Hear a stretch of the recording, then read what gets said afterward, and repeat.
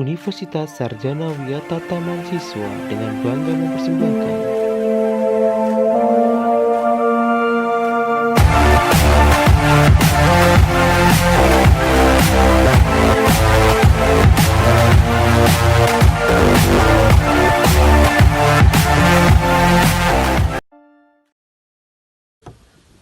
Assalamualaikum warahmatullahi wabarakatuh. Salam dan bahagia. Selamat sore. Perkenalkan, nama saya Khairul Arifin, NIM 2018 008291.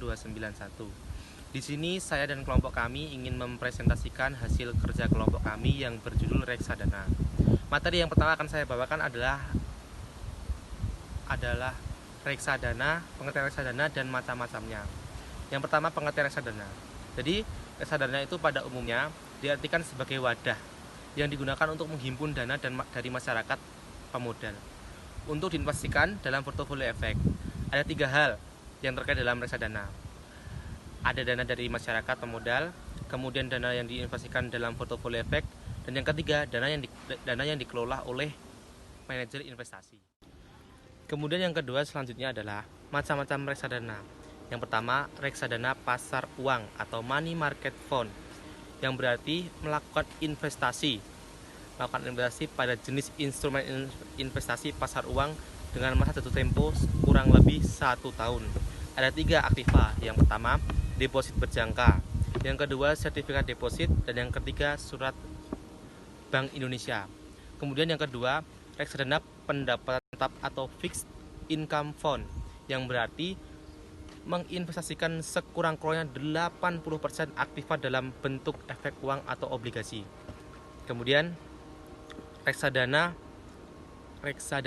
campuran atau balance manual fund, yang menginvestasikan dalam portofolio yang bervariasi berbentuk saham atau obligasi. Tujuannya untuk pertumbuhan harga dan pendapatan.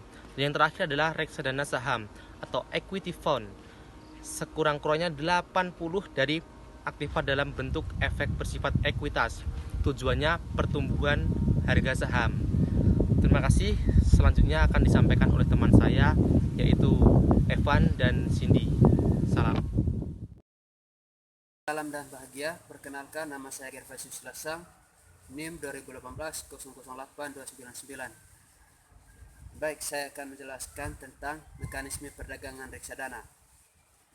Mekanisme perdagangan reksadana memiliki sifat open end, fund atau kontak investasi, kolektif atau KIK.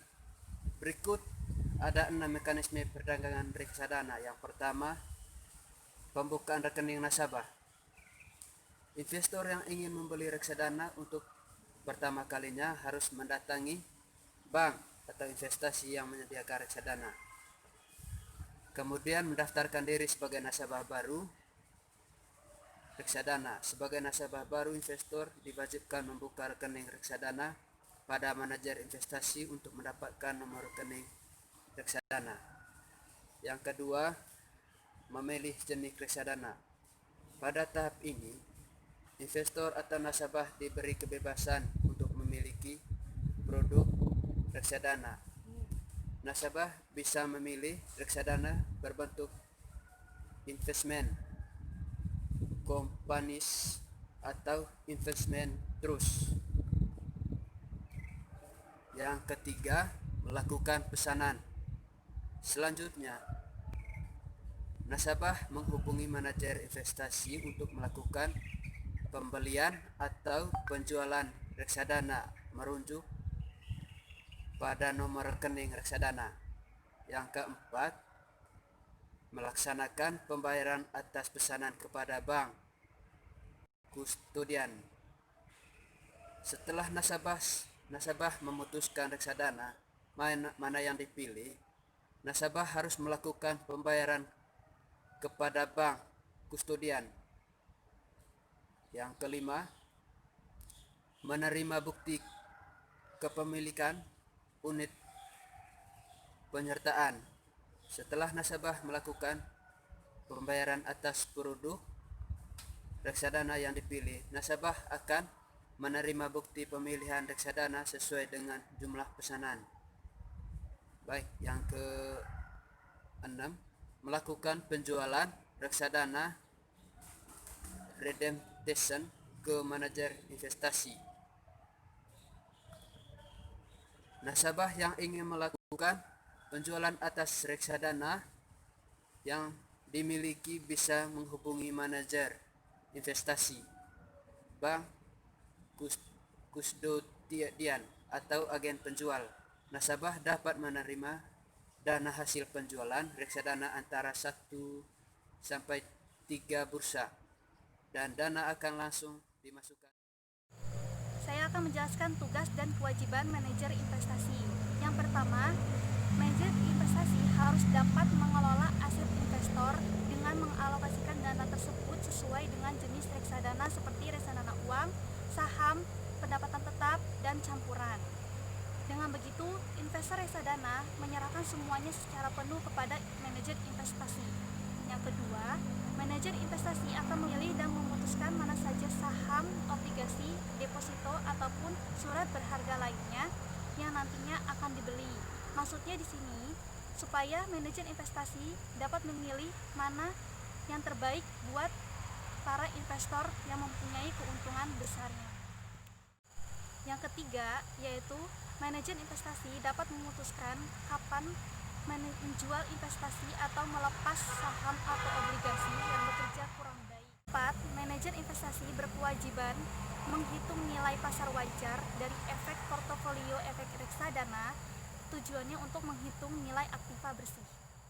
Manajer investasi berkewajiban untuk menghitung dan juga melaporkan kepada investor mengenai berapa nilai investasi reksadana yang ada di bursa setiap harinya. Mengapa harus setiap hari? Itu karena memang di sini nilai bursa setiap harinya berbeda, sehingga para investor harus mengetahui setiap saat berapa posisi nilai investasi di reksadana. Selanjutnya, keuntungan dan risiko berinvestasi melalui reksadana, yaitu investor harus berinvestasi di reksadana tidak perlu repot-repot untuk mengelola kinerja investasi, sebab hal tersebut ditangani oleh manajer investasi profesional yang sudah berpengalaman dalam hal pengelolaan dana. Lalu, di reksadana juga memiliki risiko relatif rendah karena melakukan diversifikasi yang tanpa harus memiliki modal yang besar. Dan di reksadana juga memiliki biaya rendah sehingga sangat cocok bagi pemula yang tidak terlalu menguasai teknik-teknik portofolio maupun yang tidak mempunyai kemampuan finansial yang besar, karena di reksadana ini memiliki dana seperti 100.000 sudah bisa mulai berinvestasi. Dan yang terakhir, kemudahan dalam bertransaksi, karena tahapannya pun dimulai dari membuka rekening hingga pembelian pertama itu sangat mudah, serta dalam proses pencairan dana itu cepat dan mudah. Berinvestasi di reksadana selain mendatangkan peluang keuntungan juga mengandung berbagai risiko. Contohnya, risiko berkurangnya nilai unit penyertaan. Risiko ini dipengaruhi oleh turunnya harga efek saham, obligasi, surat berharga lainnya yang masuk ke dalam portofolio reksadana yang dapat diminimalisir oleh manajer investasi reksadana. Selain itu, risiko likuiditas juga dapat menyangkut kesulitan yang dihadapi oleh manajer investasi. Jika sebagian besar investor reksadana melakukan redemption atau penjualan kembali atas unit-unit yang dimiliki, itu kondisi seperti ini dapat membuat manajer investasi kesulitan untuk menyediakan uang tunai atas redemption tersebut, sehingga pembayaran hasil investasi kepada investor